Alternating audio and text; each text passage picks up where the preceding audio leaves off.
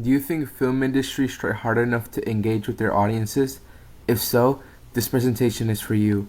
Hello, my name is Diego Vigil, and today I'll be presenting my answer regarding CCR number 2.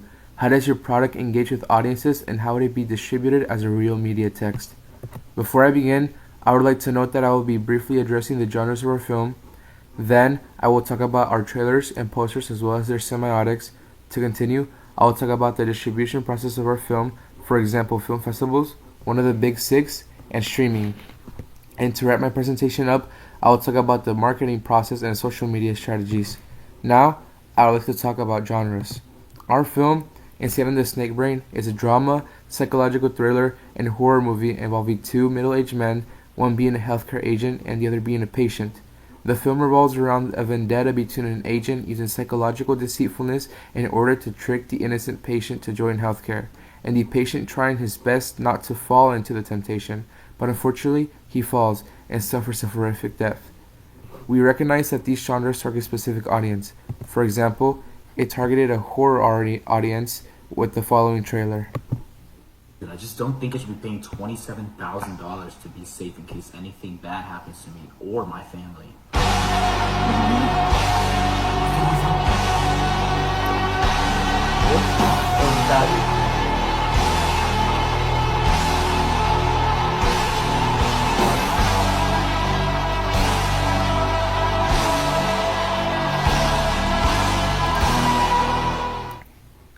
We decided to integrate a J-cut of Anthony speaking about his healthcare experience.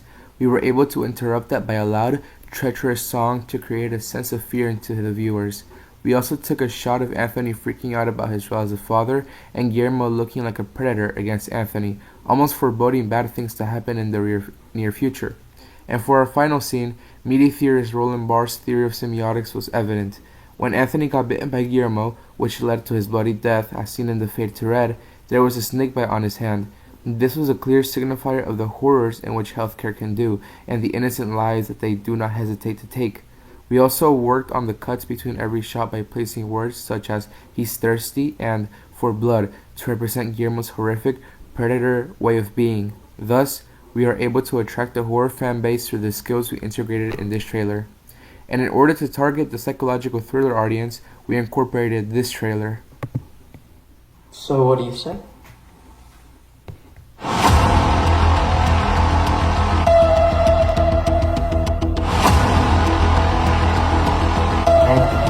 All I care about is being number one.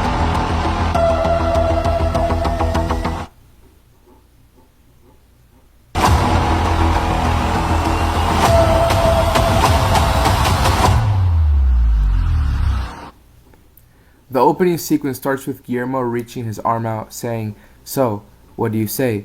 which gives him a sense of manipulation in regards to Anthony. The next shot focuses on the process of Anthony falling into the lies in which Guillermo is placing him in, as clearly shown by his contemplation. The following scene is about Guillermo's speech about wanting to be number one. Through this, we were able to give Guillermo a madman, a psychotic way of being, which attracts those psychological thriller lovers who enjoy the journey of a villainous psycho. The last scene focuses on the downfall of Anthony due to him falling into the lies, deceits, and manipulation tactics of the great manipulator. The theory of semiotics from Roland Barthes is evident once again, with an eerie silence so that the viewers can reflect on the psychotic event that just took place. And while we did apply many cuts between the shots, one of the most prominent examples was the "don't fall into his temptation" cut, which really shows how psychologically powerful Guillermo is, as seen by the glitches that it has, almost as if it's losing its mind just thinking of the deceits that the man can pull off. That being said, we were able to attract an audience who do not only love a villainous rampage, but a psychotic villainous rampage. Overall, both of these trailers were both aimed at a political audience in regards to healthcare. We tried to not just attract horror and psychological thriller lovers, but also a deeper, more socially involved audience who don't just watch movies for entertainment, but for a message. Now, to focus on our genre-based posters. For our first poster, we decided to target horror lovers as our main audience.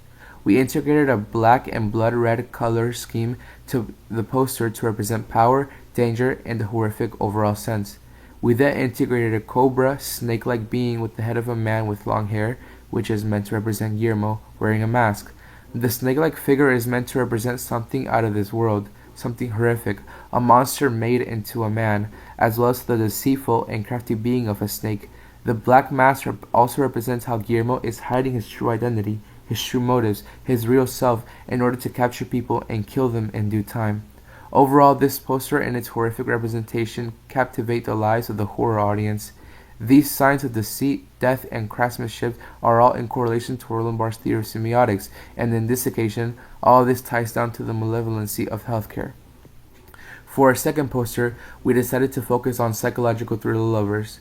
We decided to go with a black and gold color scheme, which then gets slightly subverted by the redness of an apple. The black and gold is meant to represent the power, prestige, and luxurious control of the higher-ups, and on this occasion, this color scheme embodies the power of healthcare and how it is plagued by corruption and greed.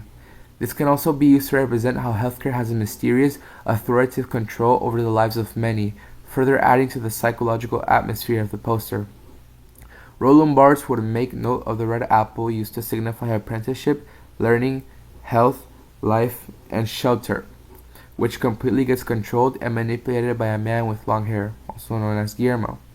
The control over the apple that the man has represents the control that healthcare has on health, life, and shelter. To continue the psychological theme, the man is going down the stairs offering the same apple, embodying the false promises that healthcare offers towards its patients, which also makes them feel oppressed as he is slowly going down the stairs, signifying a way of forced compliance. Thus, we are able to attract a psychological thriller audience through the oppressive semiotics of this poster.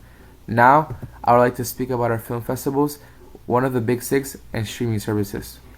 For our horror genre, we decided to focus on festivals such as Sitges Film Festival, the Fantasia International Film Festival, and Fantastic Fest. But for a more specific festival, we picked the LA Crime and Horror Film Festival. For our psychological thriller genre, we had little to no luck in finding relative festivals, but we did find the Belief Psychology Film Festival.